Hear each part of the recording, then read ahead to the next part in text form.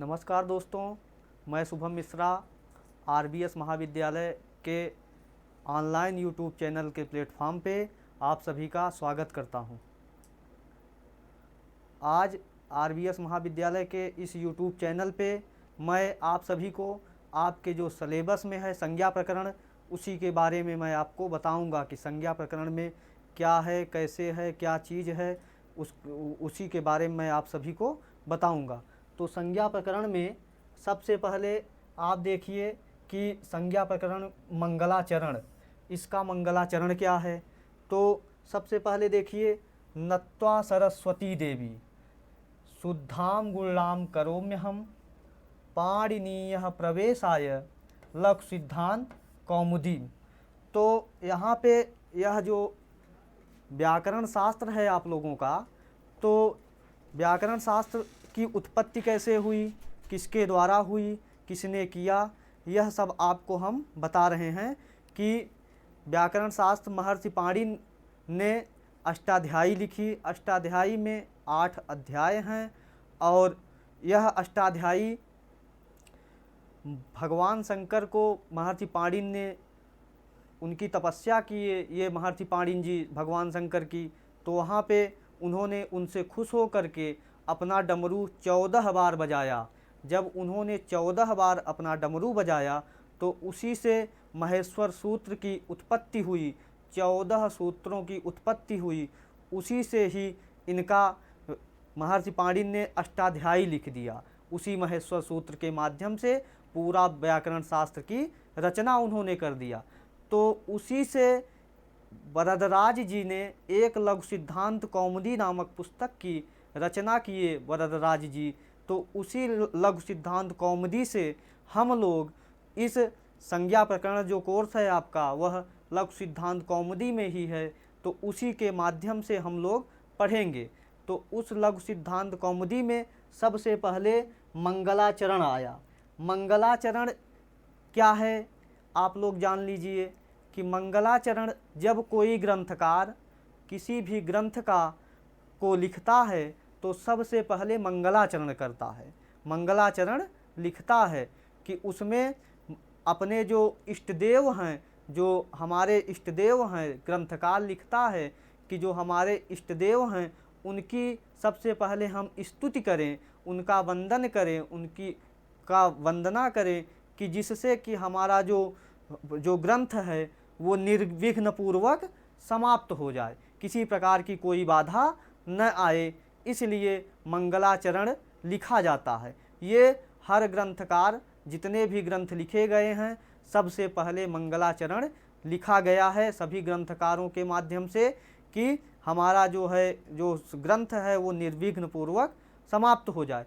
तो वरदराज जी ने लघु सिद्धांत कौमुदी नामक पुस्तक की रचना करते हैं जब, तब वो अपने लघु सिद्धांत कौमुदी में एक मंगलाचरण लिखते हैं। अब वो लिखते क्या हैं कि नत्वा सरस्वती देवी, नत्वा सरस्वती देवी शुद्धाम गुणाम करोम्यहम पाणिनीयः प्रवेशाय लघु सिद्धांत कौमुदीम। नत्वा सरस्वती देवीम, नमस्कार, नत्वा सरस्वती देवीम, नमस्कार करता हूँ सरस्वती देवी को। अब सरस्वती देवी कैसी हैं? शुद्धाम गुणाम, शुद्ध स्वरूप वाली और सभी गुणों से युक्त हैं। अहम, मैं, वरदराज जी अब लघु सिद्धांत कौमुदी की रचना कर रहे हैं वरदराज जी, तो उन्होंने ही लिखा कि अहम, अहम का अर्थ हुआ मैं नत्वा, नमस्कार करता हूँ, किसको? सरस्वती देवी को। सरस्वती देवी को मैं नमस्कार करता हूँ। और सरस्वती देवी कैसी हैं? शुद्धाम गुणाम, शुद्ध स्वरूप वाली और सभी गुणों से युक्त हैं। सरस्वती देवी कैसी हैं? सभी गुणों से युक्त हैं और शुद्ध स्वरूप वाली। ऐसी सरस्वती देवी को मैं नमस्कार करता हूँ जो शुद्ध स्वरूप वाली हैं और सभी गुणों से युक्त हैं। ऐसी मैं सरस्वती देवी को नमस्कार करता हूँ। अब सरस्वती देवी को नमस्कार करने के बाद पाणिनीयः प्रवेशाय, पाणिनीयः प्रवेशाय लघु सिद्धांत कौमुदीम। अब मैं पाणिनि जी ने जो अष्टाध्यायी लिखा, व्याकरण शास्त्र लिखा, उसमें मैं प्रवेश कर रहा हूँ। कौन प्रवेश कर रहे हैं?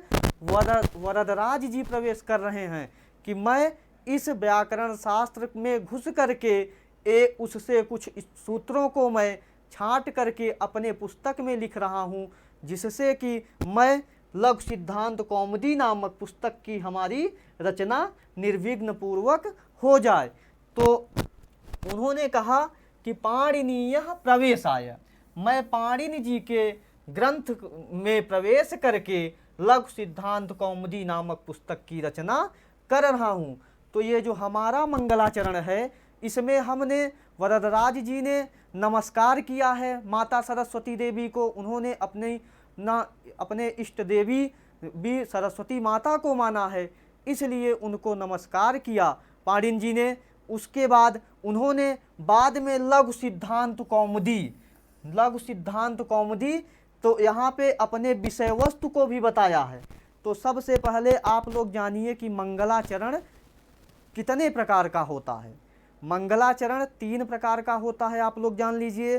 पहला होता है नमस्कारात्मक, दूसरा होता है आशीर्वादात्मक, तीसरा होता है वस्तु निर्देशात्मक।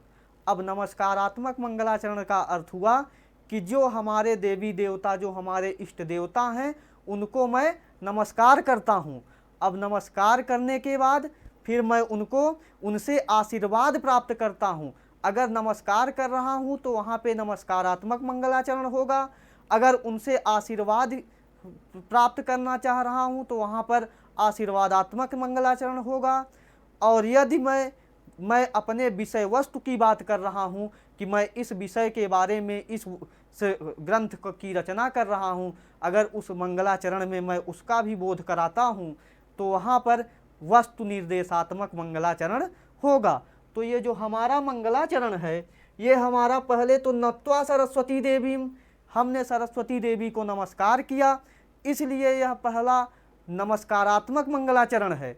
लास्ट में हमने लघु सिद्धांत कौमुदी बताया।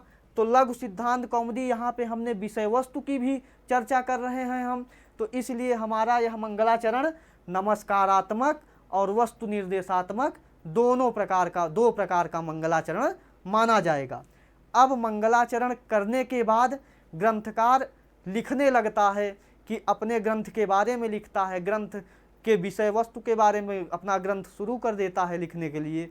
तो यहाँ पर पाणिनि जी ने भगवान शंकर जी की उपासना किए पाणिनि जी।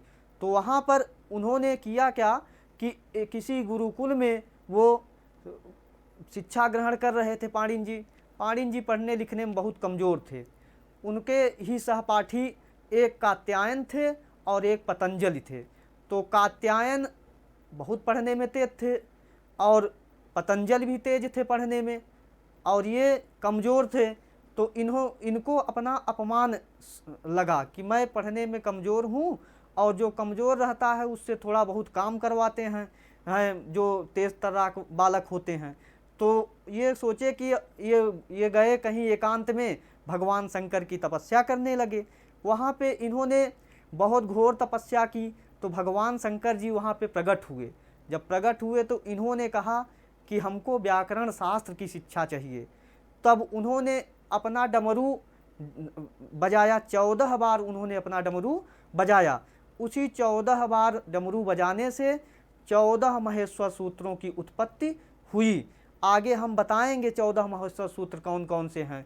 तो उसके बाद ये आए तो अपने मित्रों के पास, तो इन्होंने बताया कि हमने अष्टाध्यायी नामक पुस्तक की मैं रचना किया हूँ, जो व्याकरण शास्त्रीय ग्रंथ है। तब इनके जो मित्र लोग थे उन्होंने कात्यायन ने भी कुछ अपने सूत्रों को उसमें डाल दिया। तो वहाँ पर कात्यायन का जो सूत्र है वो कात्यायन वार्तिक के लिए प्रसिद्ध हुए, और कुछ सूत्रों को पतंजलि भी डाल दिए अपना। तो पतंजलि जो है महाभाष्य नामक पुस्तक की रचना किए, तो महाभाष्यकार हो गए, और पाणिनि अष्टाध्यायी व्याकरण शास्त्रकार हो गए, और जो कात्यायन थे वो वार्तिककार के नाम से उन्हें जाना जाता है। और इन्हीं 3 लोगों को त्रिमुनि भी कहा जाता है। यही तीन मुनि ऐसे हैं जो व्याकरण शास्त्र की रचना किए हैं। तो सबसे पहले आएंगे पाणिनि, फिर कात्यायन, फिर पतंजलि। अब आगे हम आपको बताते हैं कि जब महर्षि पाणिनि जी तपस्या करने लगे तो भगवान शंकर जब प्रसन्न हुए तो कैसे अपना डमरू बजाया। तो एक श्लोक है, उसी मंत्र के माध्यम से, श्लोक के माध्यम से आप लोगों को मैं बता रहा हूँ कि कैसे उन्होंने अपना डमरू बजाया। तो श्लोक है, नित्यावसाने नटराज राजो ननाद ढक्काम नव पंचबारम ऊर्धर्तु कामः सनकादि सिद्धान एतद्विमर्शे शिव सूत्र जालम। जब भगवान शंकर प्रसन्न होते हैं तो बिल्कुल नित्य करते हुए डम डम डमरू बजाते हुए आते हैं, प्रकट होते हैं। तो जब भगवान शंकर वहाँ प्रकट हुए तो कैसे प्रकट हुए? नित्यावसाने नटराज राजो, नित्यावसाने नटराज राजो ननाद ढक्काम नव पंचबारम। यहाँ पर नित्य के अवसान में, नित्य करने के बाद नटराज राजो भगवान शंकर ननाद ढक्काम नव पंचबारम अपना डमरू 14 बार उन्होंने बजाया। उसके बाद ऊर्धर्तु कामः सनकादि सिद्धांत एतद्विमर्शे शिव सूत्र जालम। सनक आदि ऋषि भगवान ब्रह्मा के 4 पुत्र बताए गए हैं। तो सनक, सनंदन, सनातन इसी प्रकार के हैं 4 पुत्र। तो सनकादि ब्रह्मा के पुत्रों को के आग्रह से उन्होंने अपना डमरू 14 बार बजाया। तो उसी से ही इन्होंने व्याकरण शास्त्र की रचना की है ये।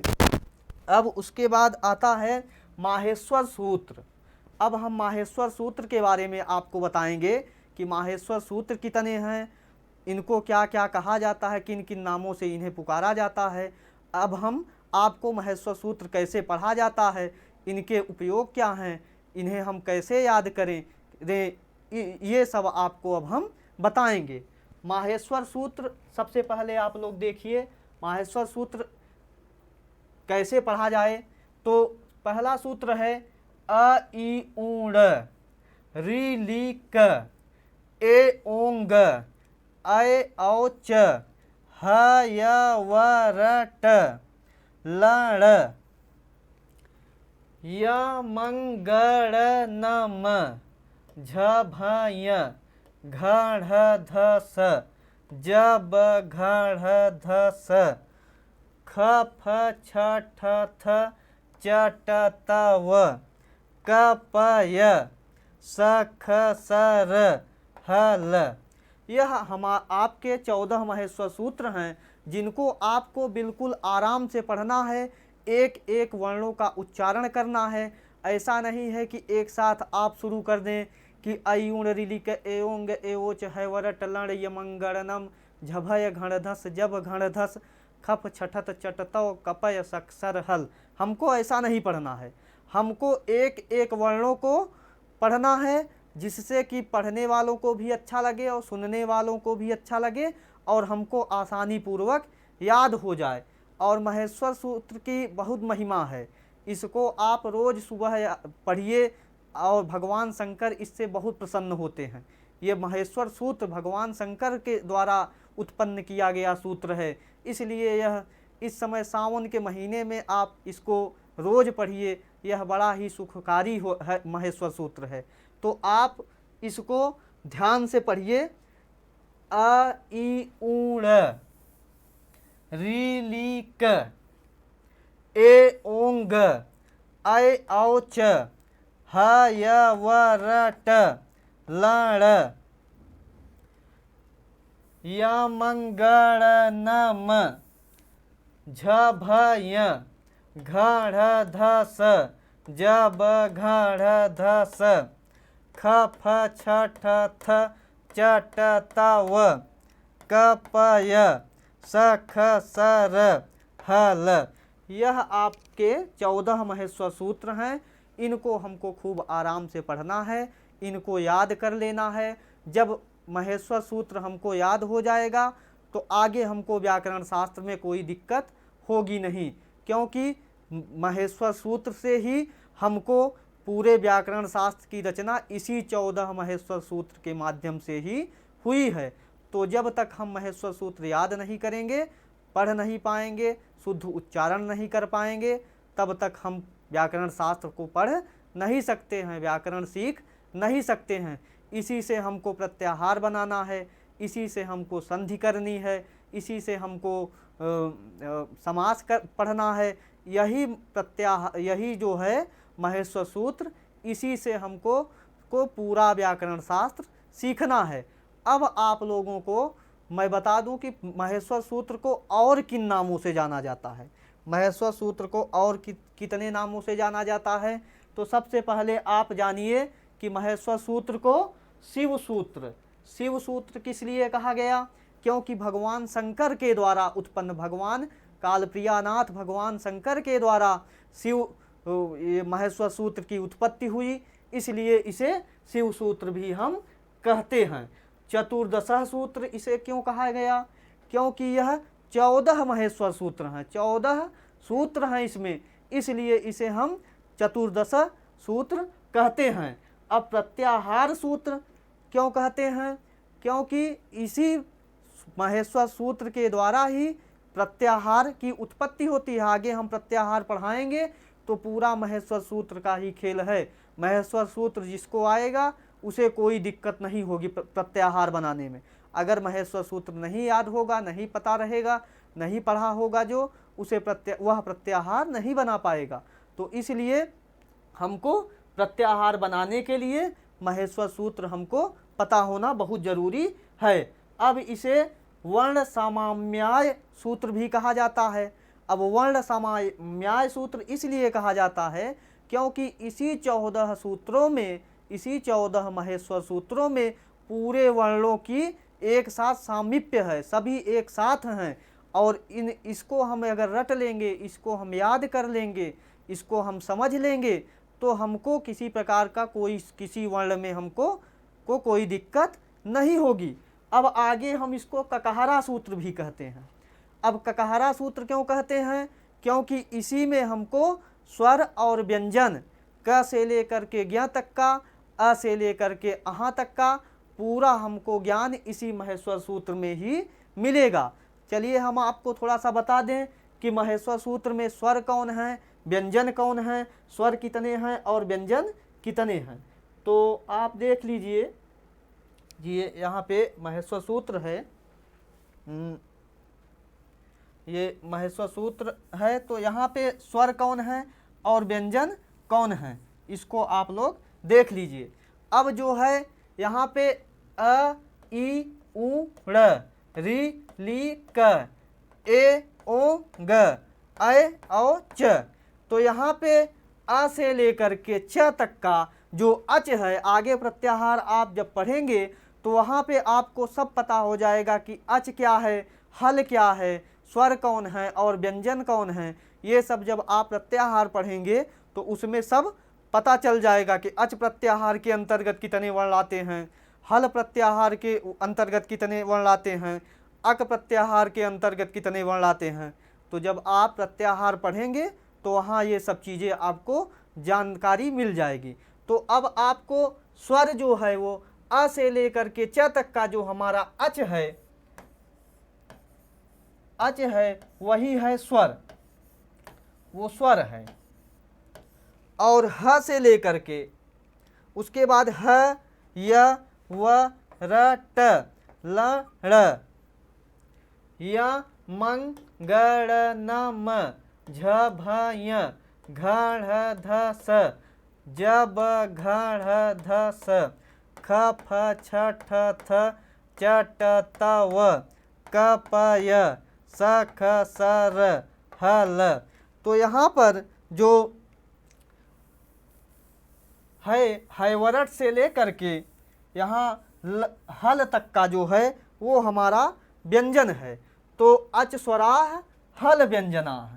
जब आप प्रत्याहार पढ़ेंगे तो हल जान जाएंगे, अच जान जाएंगे, तो हल व्यंजन है हमारा। तो यहाँ पे व्यंजन, तो यहाँ पे जो है अच जो है वो हल, अच जो है वो स्वर है और हल जो है वो व्यंजन है। तो जब हम आपको प्रत्याहार बताएंगे, पढ़ाएंगे, तो आपको सब क्लियर हो जाएगा। तो इतने आपके जो महेश्वर सूत्र है, इसी से जब तक आपको ये पता नहीं चलेगा कि महेश्वर सूत्र क्या है, इसकी उत्पत्ति कैसे हुई, ये कितने प्रकार का होता है, इसे किन और किन नामों से जाना जाता है, यह आपको पता हो जाएगा तो आप व्याकरण शास्त्र में प्रवेश करेंगे, कर ले जाएंगे और आपको धीरे धीरे सब आने लगेगा। तो आज के लिए बस इतना ही दोस्तों, टॉपिक आज की ख़त्म हुई। अब नेक्स्ट टॉपिक में आपसे हम मिलेंगे। नमस्कार।